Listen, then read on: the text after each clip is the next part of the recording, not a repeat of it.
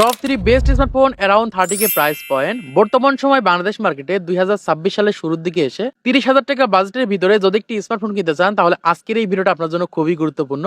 আজকে আমরা 3টি বেস্ট এবং value for money smartphone search করার চেষ্টা করেছি। যেহেতু বর্তমান সময় 30,000 টাকা বাজেটের আশেপাশে একটি স্মার্টফোন কিনতে আছেন, অবশ্যই আপনাকে রিসার্চ করতে হবে এবং বেস্ট স্মার্টফোনটি খুঁজে বের করতে হবে। আজকে আমরা 3টা ফোন সার্চ করার চেষ্টা করেছি, যে 3টি ফোনের মাধ্যমে আপনারা হাই গ্রাফিক্সে গেম প্লে করতে পারবেন, বেস্ট ডিসপ্লে পেয়ে যাবেন এবং একই সাথে ব্যাটারি ব্যাকআপের দিক থেকে অনেকটা এগিয়ে থাকবে এই 3টি ফোন। এবং এই 3টি ফোন বর্তমান সময় বাংলাদেশ মার্কেটে সবথেকে বেশি সেল হয়েছে 30,000 টাকা বাজেটের ভিতরে। তো চলুন আমরা দেখে নিই আমাদের স্টেপ প্রথমে যে স্মার্টফোনটি রয়েছে Xiaomi কোম্পানির পক্ষ থেকে, Xiaomi Redmi Turbo 4 Pro। বর্তমান সময় এই ফোনটাকে 30,000 টাকা বাজেটের ভিতরে ভ্যালু ফর মানি স্মার্টফোন বলা হয়ে থাকে। তো চলুন আমরা দেখে নিই এই ফোনে আমরা কি কি ধরনের স্পেসিফিকেশন গুলো পাচ্ছি। তো প্রথমে যদি আমরা কথা বলি ফোনটির ডিসপ্লেকে নিয়ে, এখানে ডিসপ্লেতে ব্যবহার করা হয়েছে 6.83 ইঞ্চের একটা বড় অ্যামোলেড ডিসপ্লে।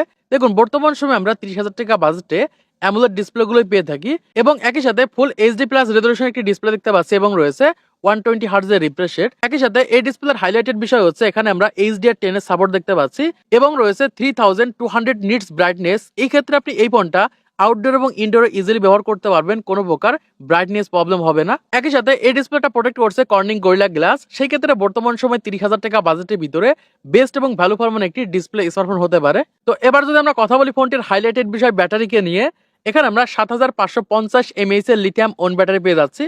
দেখুন বর্তমান সময় আমরা যে বাজেটে স্মার্টফোন কিনি না কেন, 30,000, 40,000, 50,000, এখানে কিন্তু আমরা 5000 mAh এর ব্যাটারি গুলো দেখতে পাই, কিন্তু আমরা এই ফোনে 7550 mAh একটি বিগ ব্যাটারি দেখতে পাচ্ছি এবং একই সাথে রয়েছে 90 ওয়াটের USB type C fast charger. দেখুন বর্তমান সময় আমরা 30,000 টাকা বাজেটের ভিতরে 7500 mAh এর ব্যাটারি পাচ্ছি এবং একই সাথে 90 ওয়াটের ফাস্ট চার্জার পেয়ে যাচ্ছি। সেই ক্ষেত্রে ব্যাটারি ব্যাকআপের দিক থেকে অনেকটা এগিয়ে থাকবে এই বাজেটের ভিতরে। তো এবার যদি আমরা কথা বলি ফোনটির ক্যামেরাকে নিয়ে, এখানে আমরা ব্যাক সাইডে ডুয়াল ক্যামেরা দেখতে পাচ্ছি, মানে দুইটি ক্যামেরা ব্যবহার করা হয়েছে।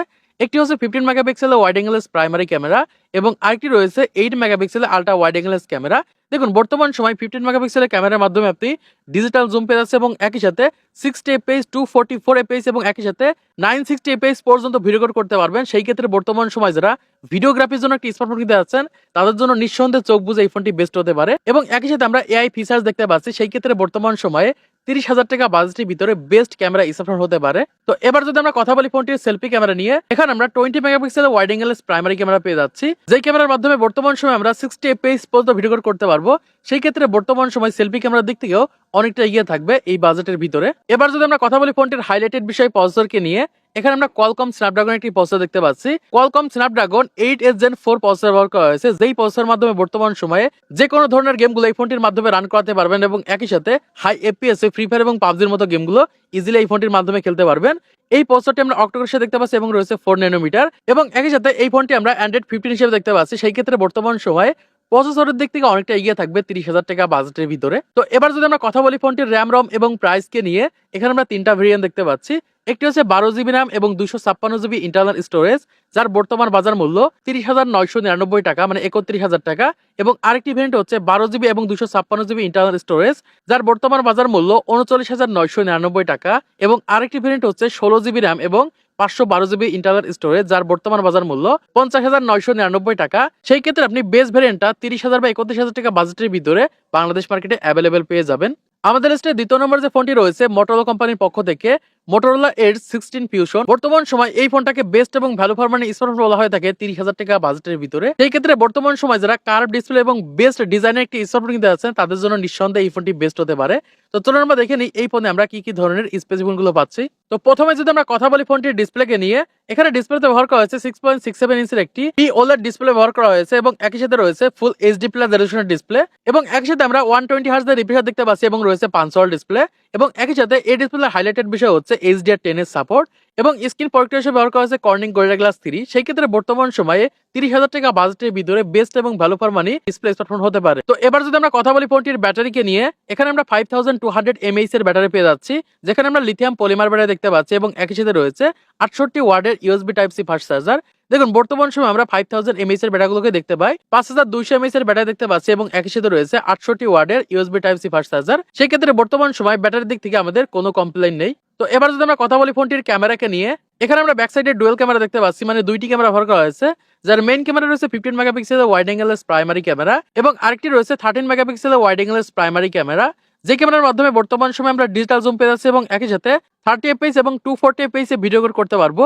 সেই ক্ষেত্রে বর্তমান সময় যারা ভিডিওগ্রাফি করার জন্য একটি স্মার্টফোন নিতে যাচ্ছেন তাদের জন্য এই ফোনটি নিঃসন্দেহে বেস্ট হতে পারে। এবং একই সাথে এই ক্যামেরাতে আমরা বিভিন্ন ধরনের ফিচার্স দেখতে পাচ্ছি। তো এবার যদি আমরা কথা বলি ফোনটির সেলফি ক্যামেরা নিয়ে, এখানে আমরা 32 মেগাপিক্সেলে ওয়াইড অ্যাঙ্গেল প্রাইমারি ক্যামেরা পেয়ে যাচ্ছি, যেই ক্যামেরার মাধ্যমে বর্তমান সময় আমরা 30fps পর্যন্ত ভিডিও রেকর্ড করতে পারবো। সেই ক্ষেত্রে বর্তমান সময় সেলফি ক্যামেরার দিক থেকে অনেকটা এগিয়ে থাকবে এই বাজেটের ভিতরে। তো এবার যদি আমরা কথা বলি ফোনটির হাইলাইটেড বিষয় প্রসেসরকে নিয়ে, এখানে আমরা মিডিয়াটেকের একটি প্রসেসর দেখতে পাচ্ছি, মিডিয়াটেক ডায়মন্ডসিটি 7300 প্রসেসর ব্যবহার করা হয়েছে, যেই প্রসেসরের মাধ্যমে বর্তমান সময়ে যে কোনো ধরনের গেমগুলোকে এই ফোনটির মাধ্যমে ইজিলি রান করাতে পারবেন। এবং একই সাথে এই প্রসেসরটা আমরা অক্টোকোরে দেখতে পাচ্ছি এবং রয়েছে 4 ন্যানোমিটার। সেই ক্ষেত্রে বর্তমান সময়ে প্রসেসরের দিক থেকে অনেকটা এগিয়ে থাকবে এই বাজেটের ভিতরে। তো এবার যদি আমরা কথা বলি ফোনটির র্যাম রম এবং প্রাইসকে নিয়ে, এখানে আমরা দুইটা ভেরিয়েন্ট দেখতে পাচ্ছি। একটি হচ্ছে 8GB র্যাম এবং 256GB ইন্টারনাল স্টোরেজ, যার বর্তমান বাজার মূল্য 29,999 টাকা, মানে 30,000 টাকা বাজেটের ভিতরে এই ফোনটি আপনি বাংলাদেশ মার্কেটে অ্যাভেলেবেল পেয়ে যাবেন। এবং আরেকটি ভেরিয়েন্ট হচ্ছে 12GB র্যাম এবং 256GB ইন্টারনাল স্টোরেজ, যার বর্তমান বাজার মূল্য 32,999 টাকা, মানে 33,000 টাকা বাজেটের ভিতরে আপনারা 12GB ভেরিয়েন্টটা মার্কেটে অ্যাভেলেবেল পেয়ে যাবেন। আমাদের লিস্টে 3 নম্বরে যে ফোনটি রয়েছে ওনার কোম্পানির পক্ষ থেকে ওনার 200, বর্তমান সময় 32,000 টাকা বাজেটের ভিতরে এই ফোনটি সব থেকে বেশি সেল হয়েছে। তো চলুন আমরা দেখে নিই এই ফোনে আমরা কি কি ধরনের স্পেসিফিকেশন গুলো পাচ্ছি। তো প্রথমে যদি আমরা কথা বলি ফোনটির ডিসপ্লেকে নিয়ে, এখানে আমরা 6.7 ইঞ্চির একটা OLED ডিসপ্লে পেয়ে যাচ্ছি এবং একই সাথে রয়েছে ফুল এইচডি প্লাস একটা ডিসপ্লে দেখতে পাচ্ছি এবং রয়েছে 120 হার্জ এর রিফ্রেশ রেট। এবং এই ডিসপ্লের হাইলাইটেড বিষয় হচ্ছে এখানে আমরা HDR10 এর সাপোর্ট দেখতে পাচ্ছি এবং 4000 নিটস ব্রাইটনেস পেয়ে যাচ্ছে। সেই ক্ষেত্রে বর্তমান সময়ে এই ফোনটা আপনি আউটডোর এবং ইনডোর ইজিলি ব্যবহার করতে পারবেন, কোনো প্রকার ব্রাইটনেস প্রবলেম হবে না।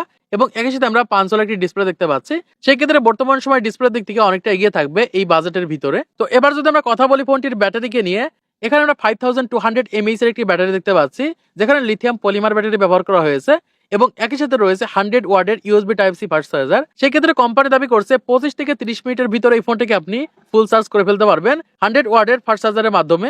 তো এবার যদি আমরা কথা বলি ফোনটির ক্যামেরাকে নিয়ে, এখানে আমরা ব্যাক সাইডে ট্রিপল ক্যামেরা দেখতে পাচ্ছি, মানে 3টি ক্যামেরা ব্যবহার করা হয়েছে, যার মেইন ক্যামেরা রয়েছে 15 megapixel wide angle primary camera এবং আরেকটি রয়েছে 12 megapixel ultra wide angle camera এবং আরেকটি রয়েছে 15 মেগাপিক্সেলের টেলিফোটো লেন্স ক্যামেরা। সেই ক্ষেত্রে বর্তমান সময় এই ক্যামেরার মাধ্যমে আপনি ডিজিটাল জুম পেয়ে যাচ্ছেন এবং একই সাথে 30fps পর্যন্ত ভিডিও রেকর্ড করতে পারবেন। বর্তমান সময় যারা ফটোগ্রাফি এবং ভিডিওগ্রাফির জন্য একটি স্মার্টফোন কিনতে যাচ্ছেন তাদের জন্য নিঃসন্দেহে এই ফোনটি বেস্ট হতে পারে। তো এবার যদি আমরা কথা বলি ফোনটির সেলফি ক্যামেরা নিয়ে, এখানে আমরা 15 মেগাপিক্সেলের ওয়াইড অ্যাঙ্গেল প্রাইমারি ক্যামেরা পেয়ে যাচ্ছি, মানে 50 মেগাপিক্সেলের একটি ক্যামেরা ব্যবহার করা হয়েছে। 15 মেগাপিক্সেলের ক্যামেরার মাধ্যমে আমরা 30fps পর্যন্ত ভিডিও রেকর্ড করতে পারবো। সেই ক্ষেত্রে বর্তমান সময় সেলফি ক্যামেরার দিক থেকে অনেকটা এগিয়ে থাকবে এই বাজেটের ভিতরে। তো এবার যদি আমরা কথা বলি ফোনটির হাইলাইটেড বিষয় প্রসেসর বা পারফরমেন্সকে নিয়ে, এখানে আমরা কোয়ালকম স্ন্যাপড্রাগন একটি প্রসেসর দেখতে পাচ্ছি। কোয়ালকম স্ন্যাপড্রাগন 7 Gen 3 প্রসেসর ব্যবহার করা হয়েছে। সেই ক্ষেত্রে বর্তমান সময় একটু পিছিয়ে থাকবে এই বাজেটের ভিতরে, তবে এই প্রসেসরের মাধ্যমে যে কোনো ধরনের গেমগুলোকে ইজিলি আপনি রান করাতে পারবেন এবং একই সাথে ডেইলি ড্রাইভের যে কোনো কাজগুলোকে ইজিলি এই ফোনটির মাধ্যমে করতে পারবেন। এবং একই সাথে আমরা এই প্রসেসরটি অক্টোকোরে দেখতে পাচ্ছি এবং রয়েছে 4 ন্যানোমিটার এবং একই সাথে এই ফোনটি আমরা অ্যান্ড্রয়েড 14 হিসেবে দেখতে পাচ্ছি। সেই ক্ষেত্রে বর্তমান সময় 30,000 টাকা বাজেটের আশেপাশে এই ধরনের প্রসেসরগুলোকে ব্যবহার করা হয়ে থাকে। তো এবার যদি আমরা কথা বলি ফোনটির র্যাম রম এবং প্রাইসকে নিয়ে, এখানে আমরা 3টা ভেরিয়েন্ট দেখতে পাচ্ছি। একটি হচ্ছে 12GB র্যাম এবং 256GB ইন্টারনাল স্টোরেজ, যার বর্তমান বাজার মূল্য 31,999 টাকা, মানে 32,000 টাকা বাজেটের ভিতরে এই ফোনটি আপনি মার্কেটে অ্যাভেলেবেল পেয়ে যাবেন। এবং আরেকটি ভেরিয়েন্ট হচ্ছে 12GB র্যাম এবং 256GB ইন্টারনাল স্টোরেজ, যার বর্তমান বাজার মূল্য 36,999 টাকা। সেই ক্ষেত্রে মোটামুটি আপনি বেস ভেরিয়েন্টটা বাংলাদেশ মার্কেটে 30 থেকে 32,000 টাকা বাজেটের ভিতরে অ্যাভেলেবেল পেয়ে যাবেন। তো আশা করছি আপনারা বুঝতে পেরেছেন বর্তমান সময় 30 থেকে 32,000 টাকা বাজেটের ভিতরে বেস্ট এবং ভ্যালু ফর মানি স্মার্টফোন কোনগুলো রয়েছে এবং বর্তমান সময় 30,000 টাকা বাজেটের আশেপাশে এই 3টি ফোন সব থেকে বেশি সেল হয়েছে। সেই ক্ষেত্রে আপনি কোন স্মার্টফোনটি কিনতে যাচ্ছেন অবশ্যই কমেন্ট বক্সে জানিয়ে যাবেন এবং ভিডিওটা যদি ভালো লাগে লাইক করে দিবেন, চ্যানেলটিকে সাবস্ক্রাইব করে দিবেন পরবর্তী আরো স্মার্টফোন রিভিউ ভিডিওগুলোকে দেখার জন্য।